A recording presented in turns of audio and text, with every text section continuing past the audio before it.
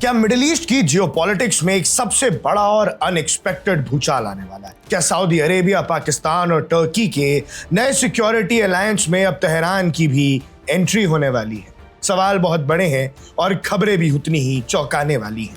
Middle east की बदलती हुई तस्वीर और इस नए सिक्योरिटी पैक्ट पर चलिए नजर डालते हैं। क्या ईरान को मिली है इस नए डिफेंसिव अलायंस का इनविटेशन? क्योंकि अगर ये खबर सच साबित होती है तो ये पूरे रीजन के पावर बैलेंस को और दुनिया के इतिहास को पलट कर रख देगा। हाल ही में सऊदी अरेबिया के शहर मक्का में एक बहुत बड़ा डिफेंस अग्रीमेंट साइन किया गया था। सऊदी क्राउन प्रिंस मोहम्मद बिन सलमान, तुर्की के प्रेसिडेंट रिसीप तैयब एर्दोगन और पाकिस्तान के प्राइम मिनिस्टर शहबाज शरीफ ने मिलकर मक्का जॉइंट डिफेंस अग्रीमेंट पर अपने हस्ताक्षर किए थे। इस पैक्ट का सबसे बड़ा और कोर प्रिंसिपल नेटो के कलेक्टिव डिफेंस मॉडल जैसा है। मतलब अगर तीनों देशों में से किसी एक पर भी कोई आर्म्ड अटैक होता है तो उसे तीनों पर हमला माना जाएगा। इसके अलावा मिलिट्री कोऑर्डिनेशन, इंटेलिजेंस शेयरिंग और जॉइंट एक्सरसाइजेस की भी बात की गई है।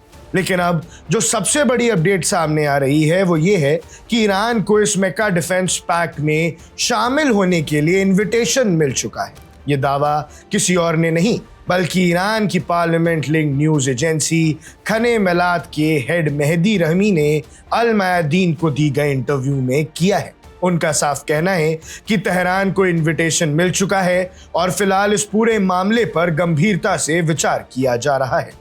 अगर हम ईरान के नजरिए से देखें तो तेहरान के लिए एक बड़ी डिप्लोमैटिक विक्ट्री जैसा है। ईरान हमेशा से यह मानता आया है कि रीजन की सिक्योरिटी बाहरी ताकतों पर निर्भर नहीं होनी चाहिए बल्कि यहाँ के देशों को मिलकर आपस में एक मजबूत सुरक्षा चक्र बनाना चाहिए। ईरानियन ऑफिशियल्स का यह भी मानना है कि उन्हें इस पैक्ट से डरने की कोई जरूरत नहीं है, क्योंकि अगर रीजनल कंट्रीज आपस में जुड़ती हैं तो ये एक पॉजिटिव कदम है, नेगेटिव नहीं।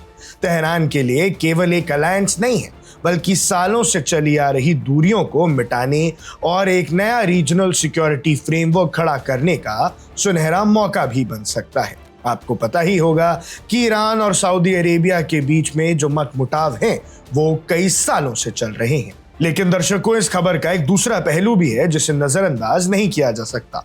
सबसे बड़ा कैच ये है कि अभी तक ईरान की फॉरेन मिनिस्ट्री या किसी भी ऑफिशियल सरकारी बयान में इस इनविटेशन की पुष्टि नहीं की गई है। ना ही सऊदी अरेबिया, पाकिस्तान और टर्की की तरफ से पब्लिकली कोई स्टेटमेंट आया है जो ये कंफर्म करे कि तेहरान शायद इस्लामिक नेटो ज्वाइन करेगा। इसलिए फिलहाल ये सिर्फ एक सिंगल सोर्स रिपोर्ट है, लेकिन फिर भी सोचने पर मजबूर जरूर करती है। रास्ते में अभी भी कई बड़ी रोक है। ईरान और सऊदी अरेबिया का इतिहास किस तरह का रहा है ये किसी से छिपा नहीं है।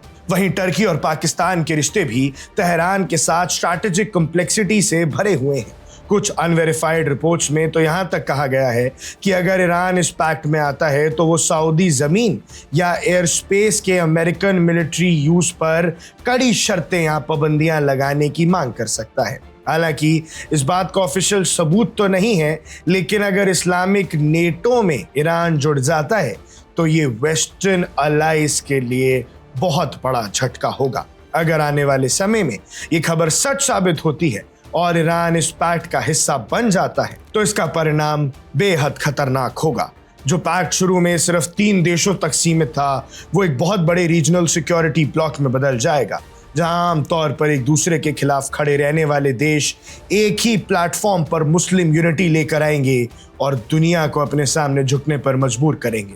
फिलहाल सबसे बड़ा सवाल यही है, क्या ईरान को सच में इनवाइट किया गया है? और अगर इनवाइट किया गया है तो क्या ईरान को साथ देना चाहिए और इस्लामिक नेटो में जुड़ जाना चाहिए? और क्या तेहरान इस इनविटेशन को स्वीकार करके वेस्ट एशिया का इतिहास बदल देगा?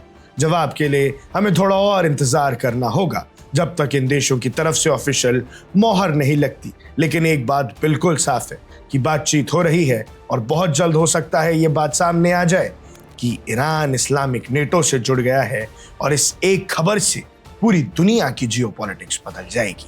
आपकी जो भी राय है, क्या ईरान को ऐसा करना चाहिए कि नहीं, हमें कमेंट सेक्शन में जरूर बताइएगा। अब देख रहे हैं वन इंडिया, मैं हूं आकर्ष Kaushik. Subscribe to One India and never miss an update. Download the One India app now.